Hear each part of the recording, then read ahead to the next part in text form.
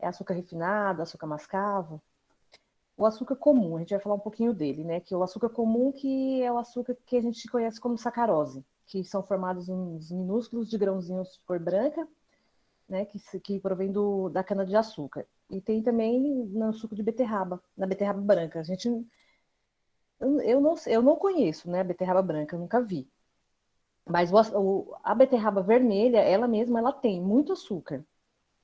E a sacarose? A sacarose é um disacarídeos, são carboidratos formados pela combinação de dois monossacarídeos, formado por uma molécula de glucose. Suas funções na confeitaria é adicionar sabor e doçura, quebrar a estrutura do glúten e algumas vezes da cor. Passa para mim, Juan, por favor. Vamos falar um pouquinho do açúcar agora dos açúcares, que é o açúcar mascavo, demerara e o refinado. O açúcar mascavo, ele é um açúcar mais escuro, é um açúcar que ainda não passou pelo processo de química, né? Ele já é um açúcar puro mesmo, já vem direto já. Aí, como ele não passa pelo processo, ele é mais escuro. E aí tem o demerara, que ele é mais claro ele é como se fosse um açúcar cristal, só que ele é um pouquinho mais granuladinho, ele é um pouco mais escuro, né? E ele passa por um refinamento, mas ele é mais grosso, um pouco mais grosso. E o açúcar refinado, que é o açúcar comum que a gente usa no nosso dia a dia, que aquele ele já passa por um outro processo, por ele ser mais branquinho, né? Ele já tem a química no açúcar refinado. Pode passar, Juan. E o açúcar cristal? O açúcar cristal, ele já é mais um pouquinho mais, ele é mais claro que o açúcar demerara. Ele já é um pouquinho mais fino que o demerara, mas ele já é mais branquinho também, já é passado também por um processo, o açúcar cristal, né? O açúcar de confeiteiro, também conhecido como glaçúcar, que ele é ideal para a gente fazer chantilly, coberturas, para fazer glacê e glacê frio, né? Que é o glacê real, que como ele não precisa ir ao fogo, você pode só misturar algum líquido, um leite, uma colherzinha de leite ou água, ele já consegue dar o ponto. E o açúcar impalpável. O açúcar impalpável é um açúcar bem fininho, só que nele é composto, ele tem uma mistura de amido no açúcar impalpável, né? Ele já misturado amido e aí ele não empelota e é um açúcar que ele não umedece devido ao amido, né, que tem nele, na composição dele. Pode passar, Juan. Aí vamos falar um pouquinho da glucose ou glicose. A aparência do açúcar invertido é igual de um xarope, que é exatamente o que ele é. Ele é um líquido, né, transparente, que a gente usa em algumas misturas, que nem às vezes a gente vai fazer uma calda de caramelo para colocar, fazer maçã do amor. Algumas dessas produções a gente até usa glucose. Frutose, que é extraída das frutas, cereais, vegetais e no mel. A lactose, né, que é encontrada no leite de origem animal. A destrose é uma substância de carboidratos proveniente de amido que tem característica de ser rapidamente absorvida pelo organismo e convertida em glicose. Maltose, que é a união de duas moléculas de glucose encontradas em cereais e no malte. Passa para mim, Juan, por favor. O açúcar orgânico. Todo mundo já conhece, né? O açúcar orgânico, ele parece o o açúcar mascavo, né? Só que o orgânico, ele já é um açúcar que ele não tem químico. Não tem química nenhuma naquele açúcar, porque ele já é de um plantio já mais natural, né?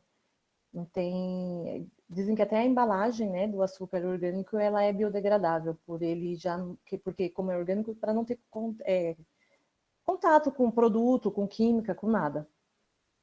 Açúcar invertido. O açúcar invertido ele é igual um xarope, né? Que ele é um xarope, na verdade, mas ele é um açúcar tradicional com água. Ele é um açúcar bem, é um açúcar leve, né? Bem suavezinho. O açúcar de coco, o açúcar de coco é um açúcar mais escuro também. Ele é um açúcar bem gostosinho, já vem da seiva do coco, ele é extraído do coco mesmo. Pode passar, por favor.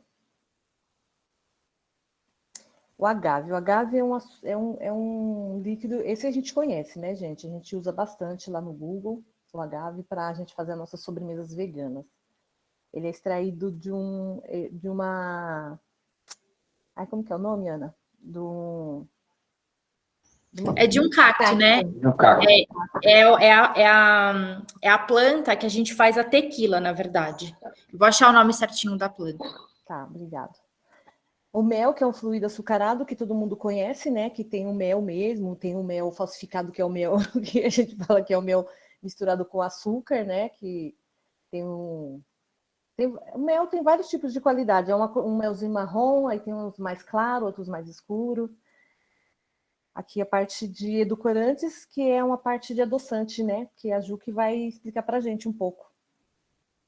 Esses edulcorantes, bom dia, gente. Esses edulcorantes, né, são aqueles famosos que a gente já normalmente está familiarizado, né, em escutar. Então, a sacarina, o aspartame, sucralose, ciclamato, eles são utilizados, né, em bebidas e alimentos para adoçar, para substituir a sacarose. E o xilitol, né, é o açúcar aí de álcool, que também é um carboidrato.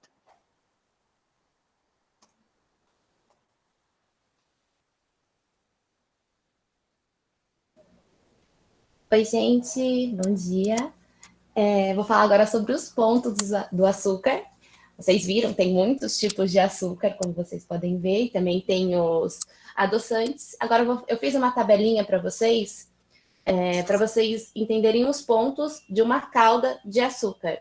E quando eu digo calda, eu me refiro a açúcar e água numa panela em fogo baixo, e aí com o termômetro ou sem o termômetro, que eu também vou mostrar para vocês como descobrir o ponto, vocês conseguem identificar em que ponto está a calda. Aí tem, por exemplo, o primeiro ponto, que a gente chama de ponto fio, e aí ele se desdobra em dois. Tem o fio fino e o fio forte.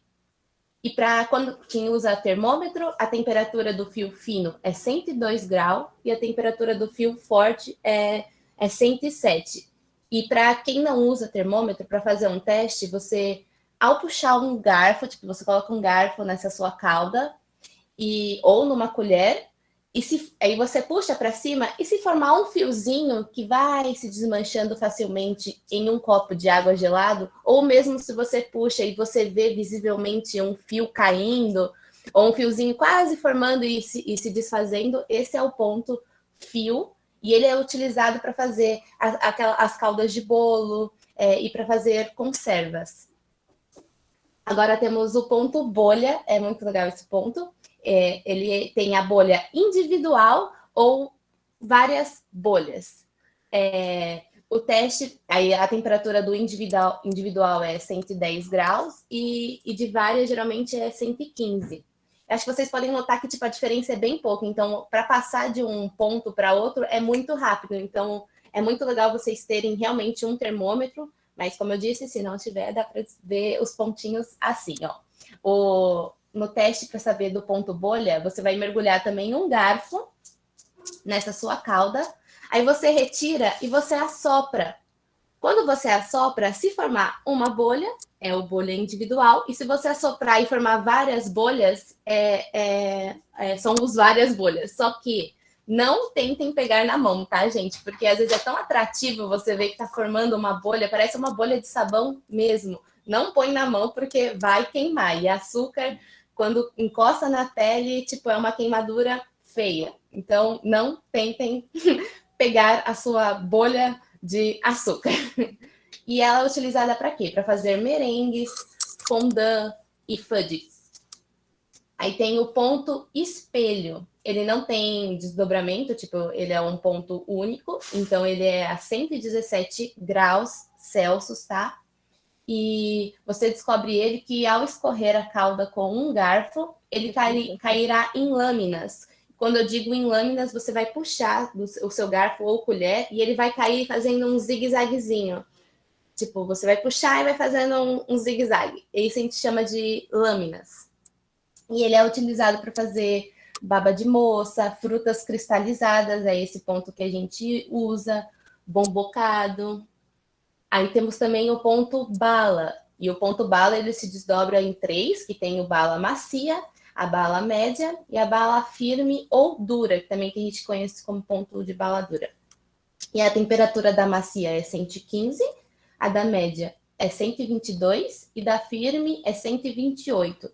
Aí nessa, para você saber, você vai pegar um copo com água fria e aí você pega um pouco dessa sua calda e coloca dentro desse copo. E aí isso é muito manual. Você vai tocar nessa sua calda, e se ela tiver macia, ou macia, se ela tiver, você consegue apertar, mas tem um pouquinho já de dificuldade, ela é a média, e se você não conseguir apertar, já é a firme, tá, gente?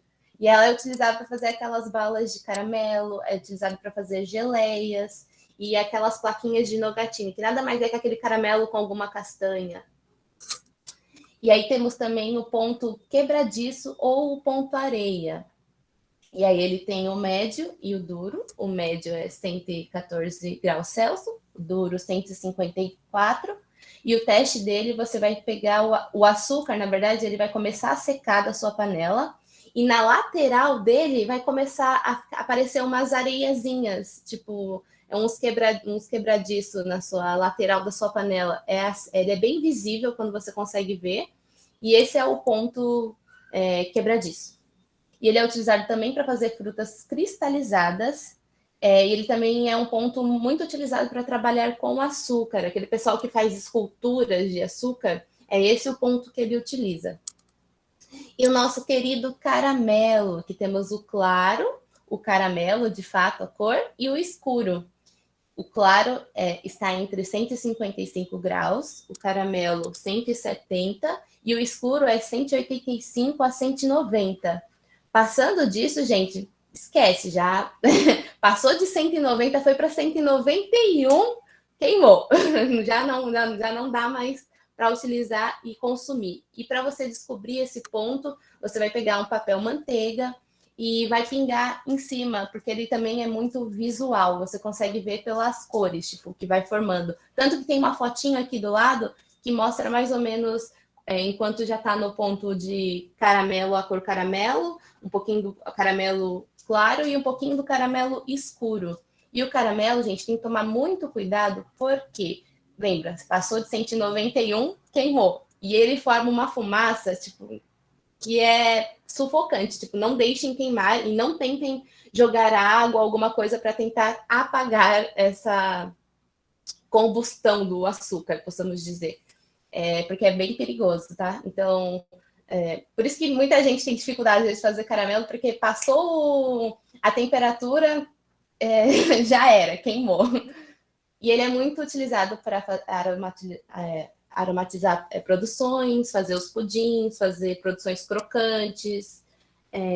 E aí esses são os pontinhos. Então, e uma dica que eu dou toda vez que a gente for fazer caldas, em geral, além de estar no fogo médio, na panela, você sempre pega um pincel e você sempre vai pincelar o lado com um pouquinho de água para não queimar. Por exemplo, às vezes você só quer um ponto bala, mas não, e ele já está querendo caramelizar, já está ficando com cor de caramelo ainda no ponto bala nas laterais, então você passa um pincel de água para evitar que coloque cor nesse seu ponto, que às vezes não é o que você quer, você só quer uma calda mais clara, você não quer uma calda, você não precisa de uma calda clara com cor de caramelo. Pode passar. Agora a Betinha vai falar um pouco para vocês, se vocês conhecerem um pouquinho sobre as claras em neve. O Juan perguntou da panela mais grossa. A panela mais grossa, né, Camila, quando a gente faz calda nela, você tem que tirar ela um pouco antes. Porque devido à panela ser mais grossa, ela fica cozinhando. E aí, se você já tira no ponto, o que vai acontecer? Se você não tirar da panela, ela vai queimar. É isso mesmo. Ela passa do ponto. Vamos falar um pouquinho agora das claras em neves, né, gente? A clara que muita gente não sabe bater clara, né?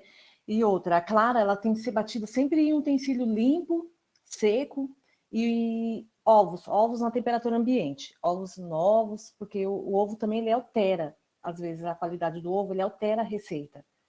E o ovo, quando ele é um ovo mais fresquinho, a tendência da clara, ela bater, você bater e ela fica bem volumosa, fica bem mais bonita, mais brilhante, né?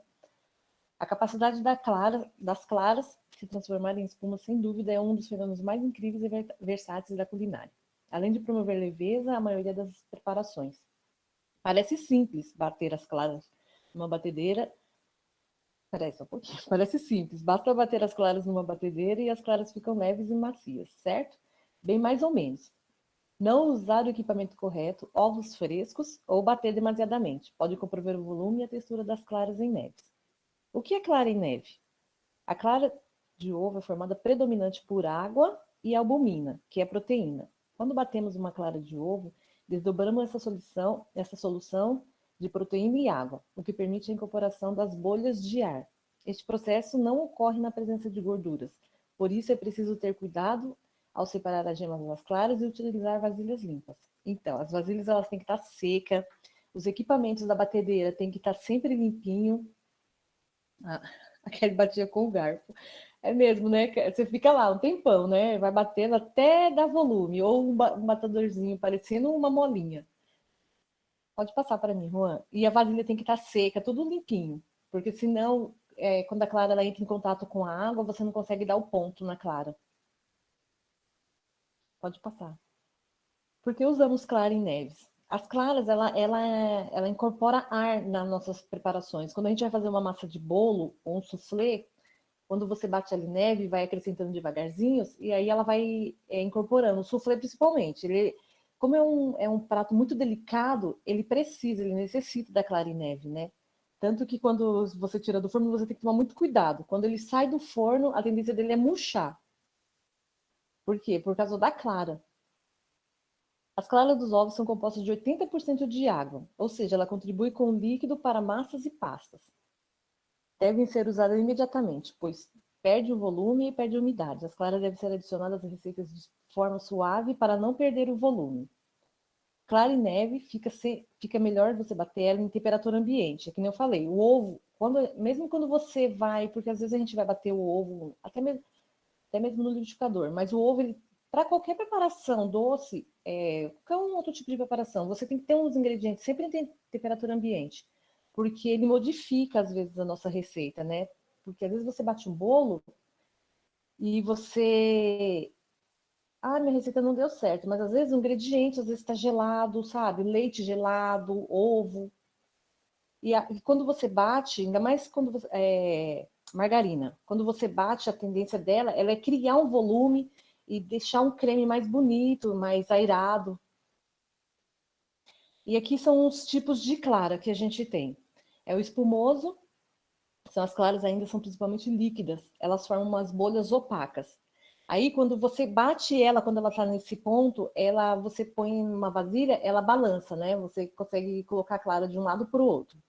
Aí tem os picos moles. As claras são brancas e se movimenta o recipiente. Elas já deslizam um pouco para o lado. Você levanta o batedor, as claras não mantêm forma. Os picos firmes ou ponto de neve. Esse já é um pouquinho mais firmezinho, né?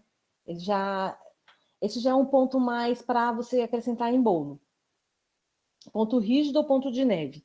Quando você levanta os batedores, forma um pico ereto que não se curva. No estágio, as claras atingiram seu volume máximo e não devem ser mais batidas. Esse a gente já usa mais para um merengue, né? Que fica um pouquinho mais firme. Porque aí, quando você não faz o merengue quente, né? Excessivamente. Aí quando você bate muito aqui, ou excessivamente, aí já são quando elas já estão passando do ponto, as claras. Pode passar, Juan. Aí aqui são os pontos nossos das nossas claras, que é o ponto de... Ai, só um minuto, Aninha. Aí aqui são os pontos mais... O soft, o ponto firme, né? Aqui é o ponto espumoso, né? O primeiro ponto espumoso. Aqui o último aqui, quando a gente bate demais, que já quebrou as moléculas da clara. Pode passar, né, Juan? E aqui são os aditivos que às vezes a gente coloca na clara para dar sabor e aumentar o volume da clara, né? O sal, que o sal a gente usa em algumas receitas, que ele acrescenta mais sabor, mesmo até em massas de bolo, essas coisas a gente coloca sal, que ele acentua o sabor. E os aditivos como vinagre, queimor de tártaro, que ajuda a aumentar o volume dos ovos, quando os ovos são um pouco mais velhos. E açúcar para você fazer merengues e outros tipos de sobremesas, né? Pode passar, Juan. Agora é a Camilinha. Falando em merengues, olha ele aqui. Então, gente, como a Beth falou, vocês puderam ver que o ovo ele é muito importante na confeitaria. Não além só pelas claras, o ovo em si ele é muito utilizado porque ele dá volume nas coisas. Ele, às vezes, aquele bolo, o pão de ló, por exemplo, quando você usa o ovo, você não precisa de um fermento, porque ele também é um agente que faz crescer.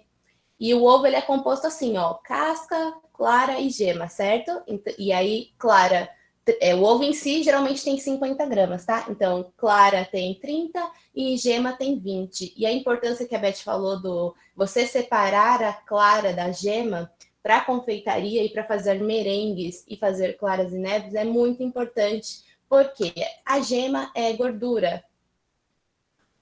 A clara não gosta de gordura na hora de montar, de dobrar de volume. Então, é muito importante que não pode cair uma gotinha de gema quando você estiver separando a sua clara da gema para fazer clara em neve ou um merengue. E o merengue nada mais é do que clara batida, não é? Só que não. Entre algumas receitas, ele precisa de um ácido, de um limão, de um cremotártaro, que é para dar estrutura. E há 3 tipos de merengue que variam bastante de textura, que é o merengue francês, o merengue italiano e o merengue suíço. Vou falar um pouco para vocês sobre eles. Pode passar, Juan. O merengue francês, ele tem uma textura fina. Como ele não é pasteurizado, como assim pasteurizado? Ele não vai no fogo, nada dos ingredientes é aquecido, ele deve ser usado para fazer produções que vão levar a assar, por exemplo, fazer um pão de ló ou um suspiro. Ele tem que passar por esse processo, porque é muito arriscado utilizar ele cru. Então, e ele, depois de assado, esse merengue, o merengue francês, ele tem um alto teor de sobrevivência, assim, porque depois que você assa, ele consegue ficar muito tempo fora da geladeira, que é o exemplo, os suspiros, tá? E a técnica de preparo dele é nada mais que bater na batedeira a clara em picos firmes, lembra, gente? Monte Everest, pico firme, e em seguida você adiciona o açúcar. Pode ser o refinado, pode ser o cristal. O cristal, geralmente, a gente não utiliza tanto para fazer merengue, ainda mais nesse francês, porque o cristal ele não vai se quebrar. Então, a gente usa muito açúcar refinado ou açúcares que sejam refinados, para não ficar aqueles pontinhos de açúcar no seu merengue que visualmente não é bonito. Então, por isso, utiliza para esse tipo de merengue mais o açúcar refinado. E aí, depois de assado, esse merengue ele tem que ser assado em temperaturas baixas, por exemplo, um suspiro, você sempre assa a 70 a 80 graus, e esse processo demora muito no forno. Acho que quem faz suspiro em casa sabe que fica mais de 2 horas, porque o merengue ele tem muita umidade. Então, até essa umidade evaporar, ele leva um tempo, demora. Então, e também você quer manter a cor dele branquinha, né? Tipo, se você quiser assar em uma alta temperatura, fica a critério, mas ele vai ficar dourado, porque tem açúcar e açúcar carameliza. E aonde a gente é utilizado esse merengue francês? Como eu disse, ele é muito frágil, não deve se consumir cru, então ele é utilizado para fazer massas de bolos no método espumoso, lembra que vocês aprenderam na aula passada? No método espumoso, para fazer macarons, que nada mais que aquele suspiro com farinha de amêndoas, que é um doce muito francês, não sei se todos já tiveram contatos, conhecem. Ele parece um suspiro, aí tem um recheiozinho, e ele é assado. E para fazer suspiros e pavlovas, que nada mais que um suspirão também. E para fazer mousses de chocolate simples. Mas lembrando assim, essa parte dessa mousse simples, alguma parte tem que ter passado pelo fogo, tá, gente? Tipo, tanto se for fazer uma ganache, por exemplo, e misturar depois um merengue francês para virar uma mousse, tem que passar esse no fogo para matar qualquer coisa que esteja nesse ovo. Pode passar, Juan. Merengue italiano. Ele tem uma textura mais firme e acentuada. Ele é elaborado a partir de uma calda em ponto bolha. Lembra que eu falei para vocês? Tirou o garfinho, assoprou, é uma bolha só, esse é o ponto. E essa calda adicionada fervendo, ainda batendo as claras em neve. Então, você vai colocar numa panela, dissolver bem a água e o açúcar, lembra para fazer a calda. Vai colocar para bater a sua clara em neve, e aí quando o ponto estiver em ponto bolha, você adiciona em fiozinho, bem pouco na sua batedeira, e vai batendo, e você já vai ver que já vai se modificando e já vai virar um merengue brilhante. E onde se utiliza o merengue italiano? O merengue italiano ele é bem firme, ele é utilizado para fazer tortas, no exemplo de uma tortinha de limão, porque ele tem uma estrutura firme, então ele aguenta bem se você deixar numa vitrine, por exemplo. Ele também é bom para acompanhar doces, para fazer decoração e dá também leveza a mousses. E ele também é um merengue que é utilizado para fazer o torrone. Conhecem o torrone? Aquele parece um marshmallow duro, cheio de castanhas. É um merengue italiano que a gente utiliza. É esse mesmo. É um merengue italiano que a gente utiliza para fazer. E olha, assim, eu não aconselho a fazer tanto em casa, torrone, porque ele acaba com a sua batedeira, tá? Porque ele vai ficando tão duro e força tanto a batedeira, então eu não aconselho tanto a fazer em casa. Pode passar, Juan.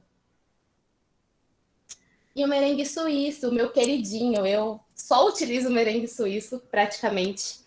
E eu vou explicar o porquê. Ele tem uma textura mais firme, ele pode ser moldado e assado como suspiro também. Ele é menos estável que o italiano, porque o italiano você joga uma calda fervendo. Ele é um pouquinho meio... ele não é tão estável quanto o italiano, mas é mais que o francês. E ele é feito a partir de claras quentes. Então, a técnica de preparo dele, você vai pegar a clara e o açúcar, levar numa panela ou num bowl, e uma panela estando em banho-maria, você vai pegar essa clara e vai ficar mexendo até que atinja 60 graus, ou senão você não vê mais os cristalzinhos de açúcar nessa clara, quando ficar uma coisa lisa já. Isso você leva para bater em velocidade alta, e aí vai formar o seu merengue. Aí tem aquelas coisas, você escolhe o ponto que você quer, o pico, dependendo do que você for utilizar, e onde é utilizado o merengue suíço. Naquelas sobremesas Alaska, em pudins de clara, em mousse, soufflés, decoração de torta para cobrir, na parte de cobrir também. Ele é usado muito no buttercream suíço. E já digo assim, embora dê para fazer buttercreams de outros merengues, o suíço é mais recomendado porque ele cozinha a clara, ele é pasteurizado, então ele se torna mais seguro. Dá para fazer buttercream de outros merengues, mas esse é o mais seguro. E ainda mais porque buttercream geralmente a gente usa muito para fazer cupcakes, né? Então, que é coisa mais para criança, então ele é o mais recomendado para festas infantis, porque ele cozinha, então vai matar também qualquer coisa que esteja nesse seu ovo. E esses são os nossos merengues. Prazer, merengues, vocês. Espero que vocês tenham gostado deles. E agora a Tassi vai entrar para falar sobre... A gente está falando muito sobre a confeitaria clássica, né? E aí a Tassi vai entrar para falar um pouco que tem alguns ingredientes que dá para substituir. Tassi? Oi, gente. Bom, agora nós iremos falar sobre os substitutos da confeitaria clássica. E aí a gente já começa aqui de cara com uma pergunta. Por que substituir, né? Nós já vimos na outra aula sobre alimentação vegetal, né? Que é a plant-based. E assim, é um estilo de alimentação ou de vida, também por conta de alergias ou intolerância. restrições alimentares, impactos ambientais. Então, assim, tem pessoas que não podem consumir alguns ingredientes, né, de origem animal, e aí eles acabam sendo indicados outros produtos, né? Com que nós podemos substituir? Com a cafaba, castanhas, frutas in natura e frutas secas, gorduras, agar-agar, leites vegetais e tofu. E, Tássio, o que é a aquafaba? Para que serve? Como que faz a aquafaba, né? A aquafaba, ela é o líquido do cozimento de leguminosas, como o grão de bico, né? Que é o que a gente mais usa atualmente lá no site. E aí tem tanto grão de bico em caixinha, como também você pode produzir a sua aquafaba comprando o grão de bico no mercado, cozinhando em casa, o grão de bico. E aí aquela água do cozimento você vai usar ela para fazer a aquafaba, tá? A aquafaba, ela tá bem crescente na comunidade vegetariana e vegana, porque eles vivem em busca de alternativas. Recentemente descobriu que a aquafaba, ela pode ser usada para substituir as claras de ovos em muitas receitas doces e salgadas.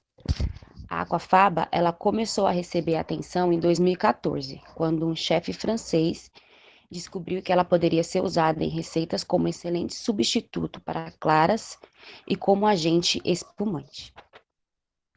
Essas leguminosas, elas são ricas em amido, que é uma forma de armazenamento de energia encontrada nas plantas, composta por 2 polissacarídeos chamados amilose e amilopectina. Quando os legumes são cozidos, os amidos, eles absorvem água, incham e eventualmente se quebram, fazendo com que a amilose e a amilopectina, juntamente com algumas proteínas e açúcares, penetrem na água. Isso resulta no líquido viçoso, conhecido como aquafaba. Na forma líquida, a aquafaba ela age como um ingrediente de liga. Quando está mais reduzida, ela se torna parecida com a clara de ovo.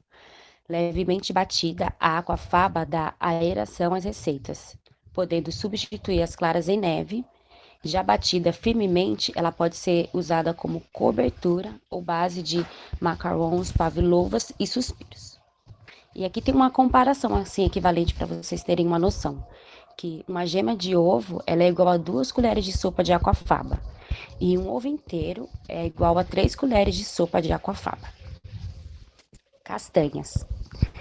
O melhor uso das castanhas é a seguinte: a castanha de caju crua, ela serve para fazer cremes e leite sem coar. E esses cremes, eles podem ser usados para tortas, pudins, tá? As amêndoas, elas em lâminas, elas servem para decoração.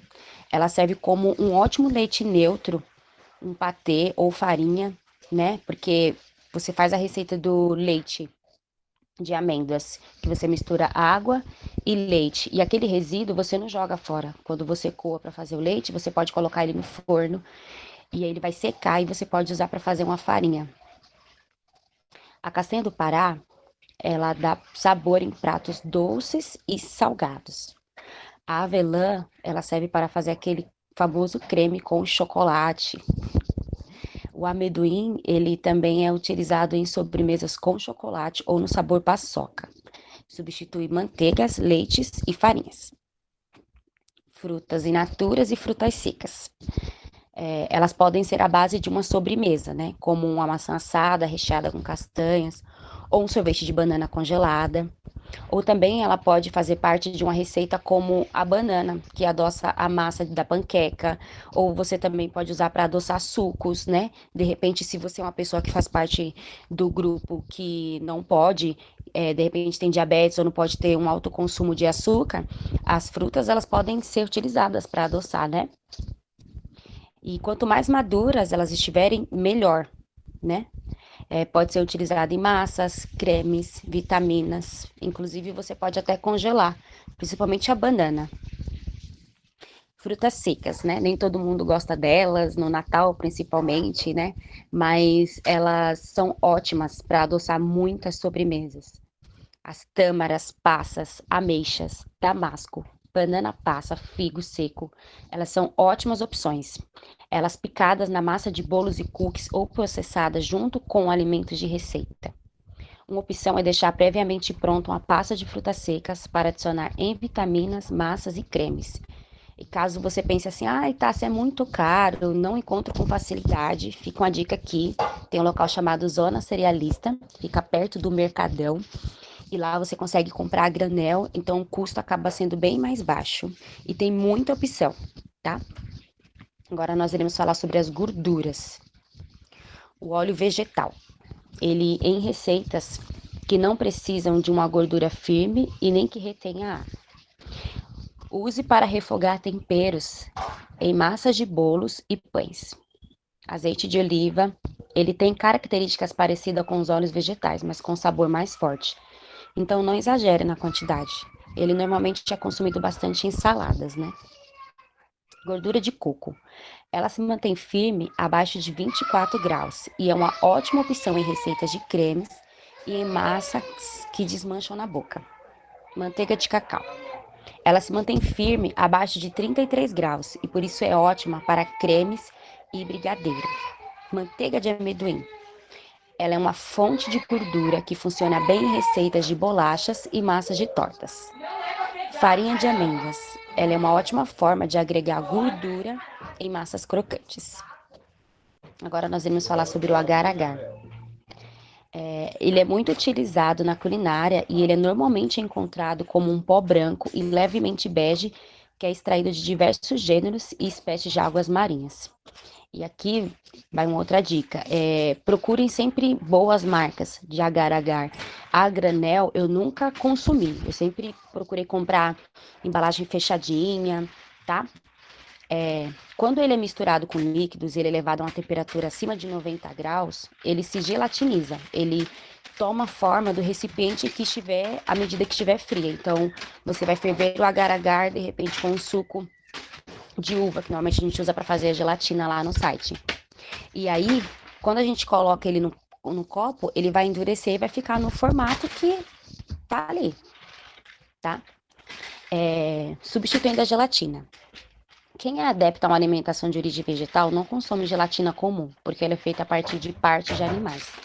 E o agar-agar, ele é um substituto incrível, porque ele não derrete temperatura ambiente, né? Como eu comentei com vocês agora. Para cada parte de gelatina, trocamos por aproximadamente 1/3 de agar-agar. Ele pode ser substituto dos ovos, tá? Ele é um ótimo substituto para ovos em receitas que elas têm a função de estrutura, como o brigadeiro e pudins. Leites vegetais. Existem muitas opções de leites vegetais. Eles podem ser feitos em casas ou comprados prontos. E aí, já serve aquilo lá que eu falei, de você ir na Zona Cerealista, comprar a granel, aí você tem a castanha de caju para usar para fazer leite, para usar para fazer outras coisas, tá? Eles podem ser feitos de castanhas, sementes, coco, amendoim, arroz, aveia. Então, a partir de agora, você comprou melão, nada de jogar a semente do melão fora. Ela pode ser usada para fazer leite, tá bom? Aqui, o leite caseiro, ele tem a vantagem de ser mais barato que o industrial e de ser mais saudável, pois não leva ingredientes químicos como conservantes. Tofu. Ele é um ingrediente bastante conhecido na alimentação vegana e de intolerância à lactose. O tofu, ele é comumente utilizado como substituto em várias receitas. Ele é um alimento produzido a partir da soja e altamente nutritivo. Destaca-se cada vez mais por ser um ingrediente versátil, além de saudável. Como é praticamente sem sabor, ele pode ser preparado com temperos variados ou ser adicionado a quase todo tipo de preparação, resultando em deliciosos pratos e até mesmo em sobremesas saborosas. Agradeço a todos pela atenção.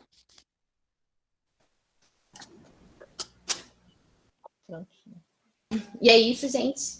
Isso aqui é um pouco da nossa segunda aula. Entraremos em coisas mais específicas num módulo mais avançado, que foi até o que o Juan falou no começo da aula, que teremos uns módulos mais intermediários, né, para avançados. E aí falaremos um pouquinho mais em específico sobre preparações em gerais. Aqui a gente quer deixar para vocês, mostrar para vocês a importância do açúcar, né? Confeitaria, açúcar, doce, só amor. Então, a gente focou mais nessas questões para vocês entenderem também sobre o ovo, porque o ovo também é muito importante na confeitaria.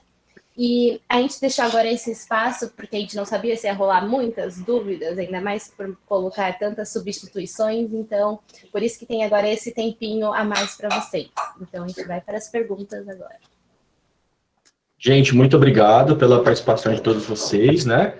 Obrigado às meninas aí que falaram pra gente bastante sobre esses tópicos. Afinal, né, a confeitaria não existiria sem o açúcar. A gente vê bastante vertentes, né, bastante opções de serem usados esses açúcares, os ovos, e que legal que dá para ter bastante substitutos, né, Tassi? E espero que a gente volte logo, porque a confeitaria vai estar de portas abertas aí para os estagiários, para quem quiser fazer o cross-trainer, né, para poder aprender um pouquinho mais. Isso é muito legal. Enquanto isso, vocês vão praticando em casa. E aí a Aninha agora vai me ajudar com as perguntas, porque a gente tem algumas aqui no chat. Eu acho que a primeira foi a do Temer, perguntou do açúcar impalpável, né? Isso. O açúcar impalpável serve mais para finalizar alguma receita ou também serve como ingrediente principal de uma receita? O açúcar impalpável, ele pode ser usado, sim, em algumas receitas, como com macarons. A gente pode usar e cobrir bolo. Geralmente tem até um açúcar que a gente usa para finalização, que é o açúcar gelado, né, Camila? Que Isso. a gente faz bolo e finaliza com ele, que ele é um açúcar que ele não derrete, né?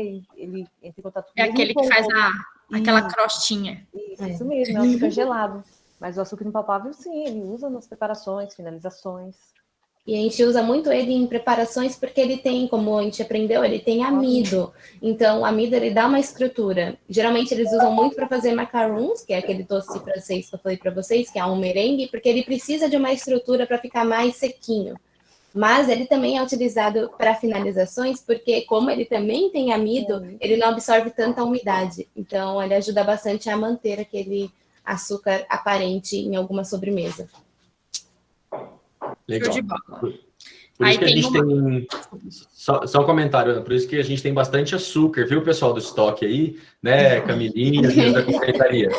Existe lá no estoque uma prateleira só com açúcares, né? E aí a galera pergunta, meu Deus, para que tudo isso, né? Tudo a mesma coisa? Não, né? Cada um tem a sua função, usada da maneira correta. Se não usar da maneira correta, a sobremesa desanda, ela não fica legal. E é muito, muito bacana poder ver essa variedade de açúcares, né? Pode seguir, Aninha. Tá. Eu não sei se a Ju ainda tá aqui, acho que tá. O Jorge perguntou se entre o açúcar demerara e o açúcar orgânico, qual o melhor para as pessoas que têm diabetes consumir? Ju? Tá aí? Não sei se a Ju tá aqui. Mas assim, o ideal mesmo, quem tem diabetes... A Tassi já falou, é fazer a substituição, né? A gente sabe que exatamente, até mesmo algumas frutas, se a gente consumir em excesso, quem tem diabetes, ele acarreta, porque a frutose é um açúcar bem poderoso, ele é derivado da sacarose como um açúcar normal da cana, né? O ideal mesmo é reduzir o consumo, se não for usar os adoçantes, né? Os adoçantes naturais. Mas entre esses dois é bom sempre priorizar os que são menos refinados. Aqui no caso, você falou entre o demerara e o orgânico. Eu acho que o demerara acaba sendo melhor, porque o demerara, depois do mascavo, é o menos refinado, tá? O orgânico, eu acho que ele é só uma origem. Às vezes, o orgânico não necessariamente quer dizer que ele é mais saudável. Ele pode ser orgânico porque ele vem de uma coisa orgânica, mas de uma cana, talvez, ou de uma beterraba orgânica, mas ele não necessariamente não teria nenhum aditivo. Então, assim, a melhor opção, obviamente, é a que é menos refinada. E assim, as quantidades, né? O demerara, como ele é menos refinado, ele é super doce, né? Então, às vezes, é reduzir mesmo a quantidade até ir treinando o paladar. Mas eu sei, Jorgeão, eu te entendo. Mas a Ju teve um probleminha, Jorge, e aí ela vai poder falar isso com mais propriedade, tá? Pra gente sobre essa questão de adoçantes e tudo mais, tá bom? Vamos lá. Eu acho que tem mais uma aqui. Peraí que eu perdi.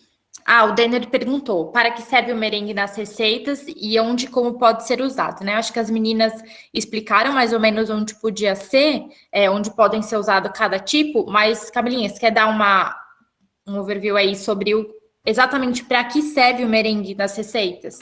O merengue, além de dar, lembra, a clara da estrutura para colocar e incorporar ar. O merengue também incorpora ar, ele também tem essa parte para adoçar e ele também é para finalizar. A maioria utiliza merengue para fazer finalizações, exceto o merengue francês, que é o que tem que ser assado, lembra? Então ele tem mais essa finalidade. Deixa eu ver qual que é a pergunta, para que serve o merengue? E onde podemos usar é isso, tipo, finalizar, para colocar dentro de, lembra, um pudim de clara, um pudim, um soufflé, mais para esses quesitos, mas mais utilizado para finalização. Isso. E também para ficar mais fofo, né? Como tem ar, é sempre leveza, sabe? Aquele mousse bem furadinho, essas coisas. Isso. A Tarsi fez uma pergunta agora. O uso de ovos gelados nas preparações pode prejudicar o verdade ou mito? Verdade. Na verdade, o ovo gelado, quando você quebra, você já vê que o ovo, quando ele está gelado, ele já está mais firme. E ali, quando você quebra, dependendo da receita, ele não dá aquele volume que ele precisa dar quando a gente bate. Por quê? Porque a molécula dele já está mais firme. E quando ele está na temperatura ambiente, como o ovo, na verdade, ele é incorporado uma parte de água, quando você tira ele para a temperatura ambiente, a tendência dele é ele ficar mais molinho, né? Mais macio. Tanto que quando você quebra, você já percebe a diferença entre ele gelado e ele em temperatura ambiente. Ele, quando está em temperatura ambiente, ele bate melhor, ele dá mais volume.